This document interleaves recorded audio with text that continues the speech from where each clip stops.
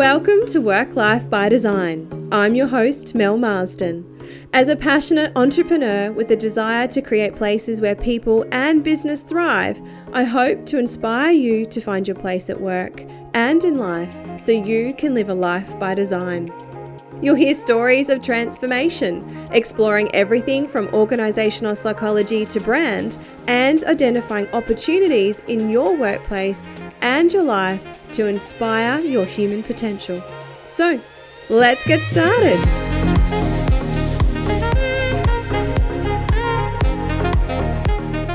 Hello and welcome back to Work Life by Design. Now, before we kick into today's episode, I just want to give you a quick update on what's coming up over the next few weeks. So the doors for Live a Life by Design are going to be open again very, very soon. We have just completed the last round with the cohort that came through in the last few weeks, and I'm super excited to be opening the doors again to help you get ready, get planned, and consciously jump into 2022. So when the doors open for this next round, it's a 6-week immersive experience where I will be guiding you through a live masterclass each week for 6 weeks. You'll have a beautiful supportive community, active Facebook group to be able to go in and share your insights, ask questions, really get engaged in that. There's also regular Q&A calls where I'm answering additional questions that come up as you work through all the content. And the great thing about this round is it finishes the week before Christmas, so you are all set to hit 2022 on the ground running. So keep an eye out for that one. If you're not already on my mailing list, jump over to melissamarsden.com.au, sign up there, and you'll be sent an email in the next few weeks giving you the heads up that the doors are opening for that one. So if that's of interest to you, jump in, check it out. It's all about helping you design the life that you love. Now, we have all been through some pretty amazing stuff over the last 18 months, and we have really seen the world shift around what it is that we want from our lives, what we're prepared to accept. And now it's our opportunity to really start to redesign that in a way that works for us. And this is the foundations of helping you unpack that. I'll take you through tools, frameworks, methodologies to help you set your life up in a way that lights you up. It's all about finding ways to create a life that you love. So jump over to the website, sign up on that one. There's a wait list there as well. And I look forward to welcoming you into the program when we kick off in November. So the other thing that's really exciting that's coming up is I have opened the doors for the Work Life Lounge. Now, the Work Life Lounge is a way for you to access some of the great guests that we have here on the podcast, but also understanding how you can start to transform things in your day-to-day life to level up, to make sure that you are living the work life that you want. Now, we often talk about the what and the why of what it is that we need to be doing to, create more energy in our life and to create better opportunities for ourselves and to manage our sleep better. But we often don't know how. We don't get the tin tacks of the step-by-step process of what it is that we actually need to do to make that happen. And that's what the Work Life Lounge is there for. So it is an opportunity to dive deeper with a monthly masterclass with our guest experts to really dive into what it is that you can do to start to take the action that you need to take to help you design that work life that you love. So if you are interested in that one, head over to the website as well, melissamarsden.com.au/Work Life Lounge. And you can join in that one. And the exciting thing about this is that it is absolutely free for the next 3 months. So our next masterclass is in November, and the November, December, and January masterclasses are completely free. You will get a VIP access all areas pass for 3 months, completely supported by community. Community are all about fostering communities where people feel connected. And this is exactly what you're going to feel when you join the Work Life Lounge. It is an opportunity for you to feel connected to yourself, connected to the other people within the program, and really starting to design that work life that is going to light you up and your colleagues and your teams and make you feel so excited about work every day and how you are feeling about the progress that you're having in your career and your personal life. So I'm so excited that community are going to be supporting this one and sponsoring this to bring this to life, because the Work Life Lounge is something that I have been dreaming about creating for quite some time now, and now here it is. So I would welcome you to come and join the Work Life Lounge. As I said, it's free for the next 3 months, and we have a lineup of stellar guest experts, some of which you have already heard on the podcast. Others are new and will be coming up in the next few weeks, but I'm really excited to be bringing this one to you. So jump over and join in on the wait list. Without any further ado, let's jump into this week's episode.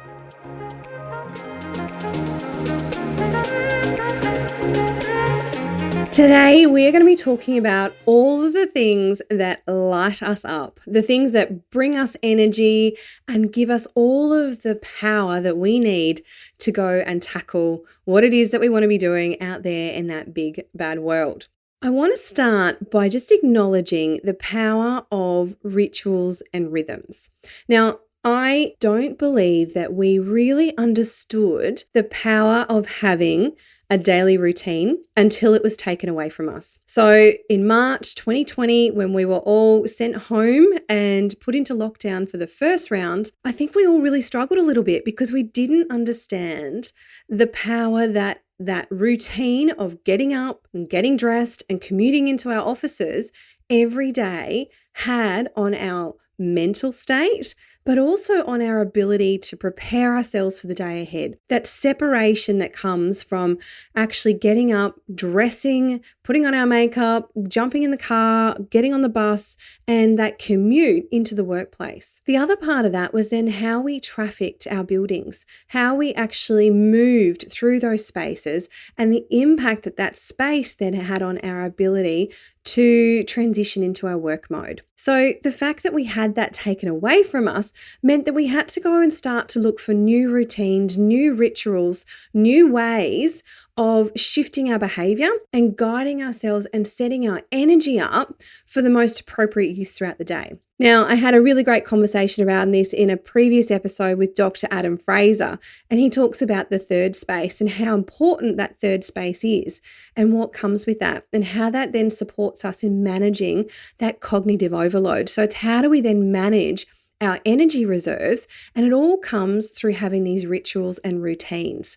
So I'd suggest jumping back and having a listen to that one if you haven't already. What we then had to do when we moved back into our homes was we had to reestablish and create these new routines to really support us from working from home. What does that now look like? And now, as we're starting to transition, and Sydney's just coming out of lockdown as we're recording this now, and Queensland have been having to be adaptable about this because we have been experiencing the opportunity to both work from home and work in the office. So those routines and rituals and rhythms look very different on the days that we're working from home versus the days that we're working in the office. So it's about having these new structures in place to help us transition and to manage that. But if we start to take a bit more of a holistic look at the impact of these routines and rituals, it all comes back to what I was saying about that cognitive overload. It's all about energy management. These routines and rituals are what give us structure. And we know that when we've got structure, there's less decisions to make because we start to sit on autopilot. We don't have that decision fatigue because we're not having to make decisions constantly. So it's really important for us to look at what routines and rituals we can embed within our days so that we can conserve that energy and that decision-making power for the things that are more important. So if we want to start looking at what our routines and our rituals and our rhythms are, we can start to look at them both on a daily basis, a weekly basis, monthly, quarterly, annually. Because if we start to break it out, we have all of these different patterns, we have these different routines and rituals that support us at different phases across those timelines. And this is what is supporting us in all areas of our life, both physically, mentally, and emotionally. So, what do these rituals actually need to look like for you? And how can you then start to design your days, your weeks, your months, and your years around them? So, let's start with our physical well-being. If we look at that from a routines and rituals perspective, how are you actually supporting yourself to make sure that you're feeling lit up physically? What are you doing on a day-to-day basis to ensure that you're getting the exercise that you need? How are you moving your body? What kind of exercise are you incorporating? What feels good for you? What actually energizes you? Now, for me, it is not going to a HIIT class and pumping out with, loud music. That is just not me. I am far more inclined to take a walk in the bush or go and do a Pilates session or go and do a yoga session. Those things are feeling far more comfortable for me, and they energize me far more than if I had gone and done a HIIT class. It just does not float my boat. Maybe it's a group sport. Maybe you're into basketball or netball, or you go and play touch footy. There are ways that you can start to find ways to move your body that start to energize you. It could be, are you getting enough sleep? Are you someone who needs 7 hours of sleep, or do you need 9 hours of sleep to refill that tank? Now, for me, I need 9 hours. It just is what my body needs to make me feel like I'm rested, like I've actually been rejuvenated, and I have enough energy to go and hit the next day. So what is it for you? And are you actually embedding that routine and ritual into your bedtime routine and when you're getting up? And do you have that in a much more automated way? I know for me on my phone, I've got it all set into my Apple iPhone. I've got my bedtime reminder and my daily wake up call. It's consistent, and so it's rhythmic there as well. Are you eating enough food that is nourishing you, or are you quickly grabbing snacks and things on the run? Do you need to look at meal prep and get yourself more nourished in that way to make sure that you're actually putting the right fuel in your body to ensure that you're getting what you need to be able to go and hit that day? So it's about thinking about these things, and then how can you start to create some routines and rituals and rhythms around these to support you to make them become second nature. Is it that, like me, every Tuesday afternoon at 4:30, you go to Pilates? It's a no-brainer. It's in my diary. It's done. It's a rhythmic thing. It happens every Tuesday. I don't have to think about it. And I know that when I do think about it, sometimes I may not go. So don't think about it. Where can you build these systems and structures to support you to ensure that you're feeling that you've got those energy reserves that are being inbuilt to you through the work that you're doing on a day-to-day basis to support your physical well-being? Thanks for tuning in today. This season is all about designing a work life you love, but you can't achieve this if you don't know what it is that you want from your life and from your work. So to help you with this, I've created a free downloadable to get you on track. This little downloadable is my toolkit to clarifying your purpose and uncovering your values. Two things that I like to think of as setting my North Star, the place that I am heading to.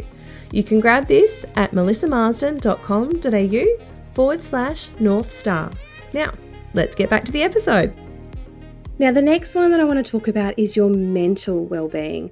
Now, how are you managing things when you get overwhelmed and when you get stressed? Do you have a happy place that you go to, a way of reconnecting with yourself and grounding yourself so that you feel more in control and that things aren't as overwhelming and out of control around you as you're starting to feel when things start to escalate? Who's in your support network? Who can you call? Who have you got on speed dial when shit hits the fan, things aren't going well at work, something's happened with the kids? Who can you call and go, hey, I just need to talk about this. I don't know what to do. Can you help me? Who is that person or those people that you have to support you and help you through that? And what strategies do you have in your toolkit?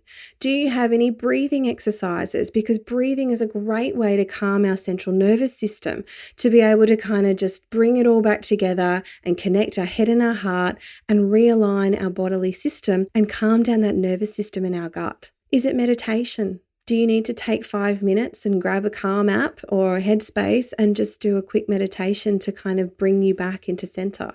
Or maybe if you're fortunate enough, it might be a walk along the beach. Which of these things do you have in your toolkit to lean on when things get tough and you're starting to feel like you're getting out of control, you're becoming overwhelmed and things are getting really stressful? It's about making sure that we've got these things at our fingertips and we know what our go-tos are when we get into those situations, because once we're in them, things start to spiral out of control and we can't quite grapple with it. But if we know what our go-tos are ahead of time, we're far more likely to call on them and to be able to successfully kind of rein that back in. And thirdly, it's about your emotional well-being. And this could also be considered your social well-being. So how are you filling your emotional tank? Is it a weekly date night with your partner? Is it a regular catch up with your girlfriends and going out for dinner and having a few drinks? Maybe it's time for you. Maybe it's a little staycation all on your own, or maybe it's a monthly float tank just to let all those troubles wash away and have that time and that space for you. What are you doing to emotionally refuel your tank? Now, the best way to do this is to sit down and make a list of all of the things that make you feel good, the things that fill your tank. Because if your tank isn't being filled up, if it's constantly being depleted, you don't have anything to give to anybody else. If your tank is empty, there is nothing left. You cannot pour from an empty cup. And that's when we start to experience being stretched and frustrated and overwhelmed, because we ourselves are completely depleted. There is nothing left in our tank. And so we haven't got any energy to be able to share that with those around us and those that are counting on us, whether that's our colleagues, our family, our friends. There's nothing left if we're not taking care of ourselves and continually refilling that tank. So what I want you to do is make a list of all of the things that bring you joy and happiness. And then think about how can you do at least one of these things every day. So to give you an example, they don't have to be really exorbitant, extravagant things. Like for me, some of these things on my list are getting outside and putting my feet in the grass. It might be looking at the sunshine and watching the trees sway in the wind in my backyard.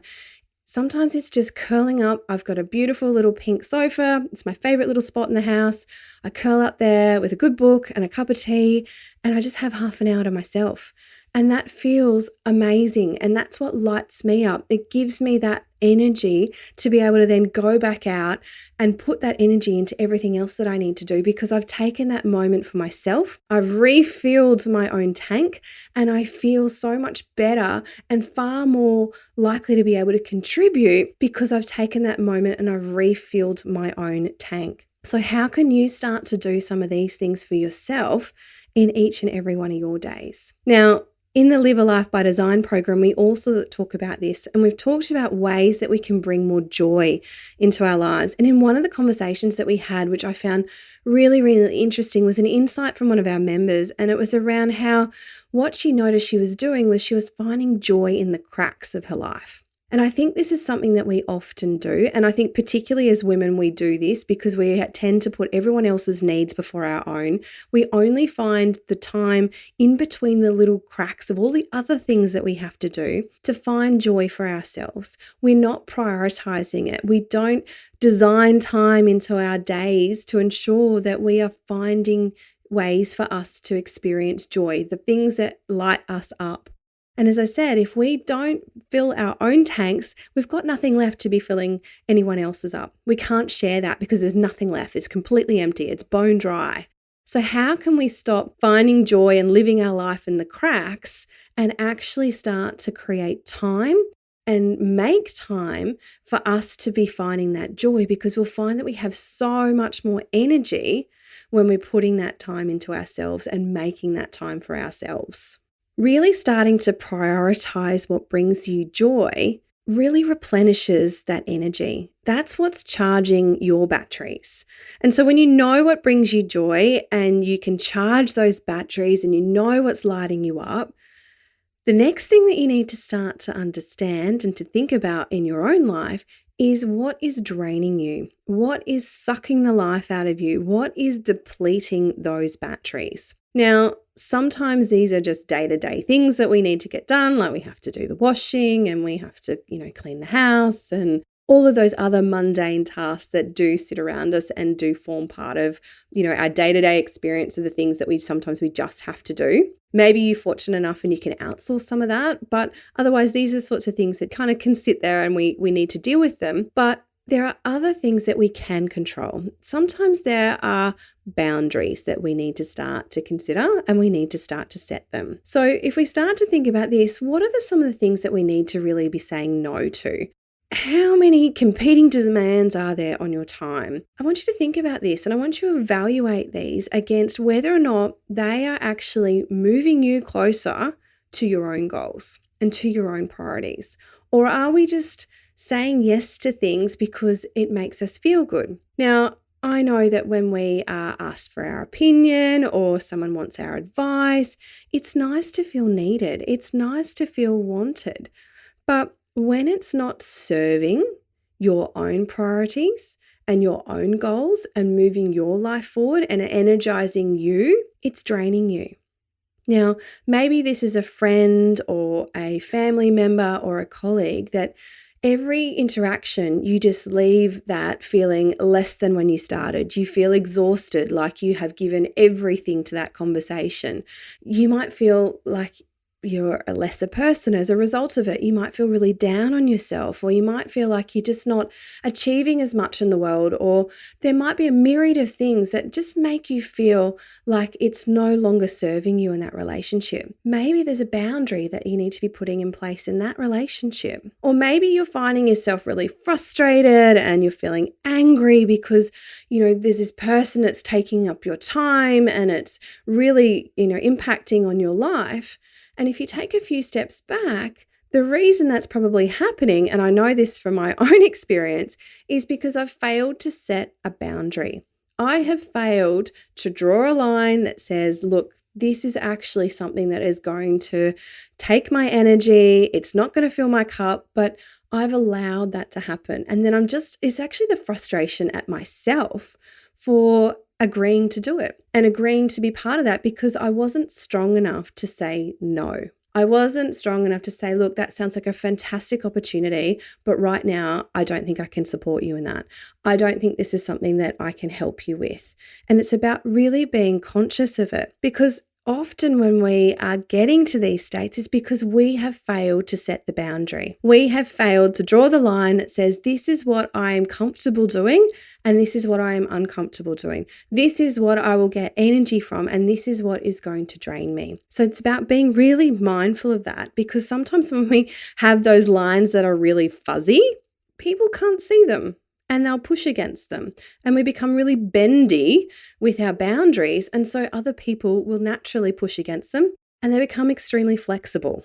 But what we need to start to do is get really practiced at aligning those boundaries, finding those boundaries, drawing those boundaries, and then holding them really strong. And then this is going to be quite uncomfortable to start with, because when you start to hold your boundaries firm, you are no longer playing by the rules of engagement that everyone has come to expect from you. They're expected you to say yes. They've expected you to agree and go along with it. They've expected you to say yes to that thing. But when you're starting to change that, it's going to get uncomfortable. People are going to be taken aback because you're no longer playing by the rules that they have come to expect from you. But that just takes time to readjust, and those rules will reform and those norms will reset. So it's just about finding that and then maintaining that and continuing to practice those boundaries so that we do get comfortable in holding them. And what you'll find is you'll have far more energy because you are giving your time to the things that light you up, the things that fill your tank and,